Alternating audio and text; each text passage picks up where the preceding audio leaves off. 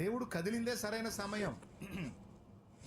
ప్రభువా, నా తమ్ముడు రోగి అయి ఉన్నప్పుడే నువ్వు వచ్చినట్టయితే బతికేవాడు కదా, ఇప్పుడు చనిపోయి కూడా 4 రోజులు అయిపోయింది, నువ్వు అప్పుడే వస్తే బాగుండేది కదా, ఇప్పుడు వచ్చి ఏం ప్రయోజనం?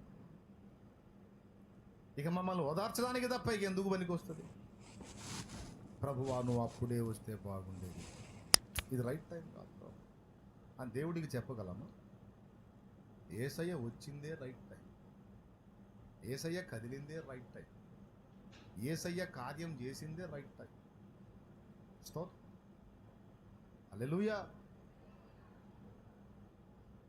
ఏమండి, ప్రభువా 75 ఏళ్ల కొడుకుని ఇస్తానని నువ్వేంది తండ్రి 100 ఏళ్ళకి ఇచ్చావు నాయన, ఇది రైట్ టైం కాదు కదా ప్రభువా. 75లో ఇస్తే కొంచెం బెటర్ ఉండేది, అది కూడా లేటే అయినా కొంచెం బెస్ట్ ఉండేది, మరి 100 కంటే ఏంది నాయన కామెడీగా. అంటే ఇస్సాకు పుట్టగానే సరే అయింది, రిబ్కా పుట్టద్దు?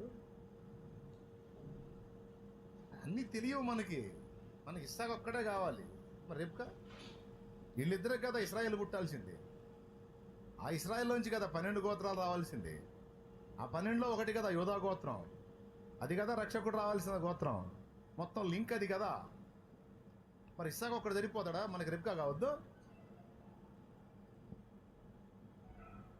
75కే మరి ఇస్సాకు పుడితే, 75 ఏళ్ల వయసుకి అబ్రహాం ఇస్సాకు పుడితే రిబ్కా కాకుండా ఇంకొక ఆమెను చేసుకోవాల్సి వచ్చేది.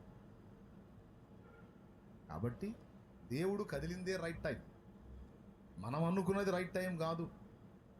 దేవుడు కదిలిందే సరైన సమయం, దేవుడు స్పందించిందే రైట్ టైం అని మనం నమ్మాలి.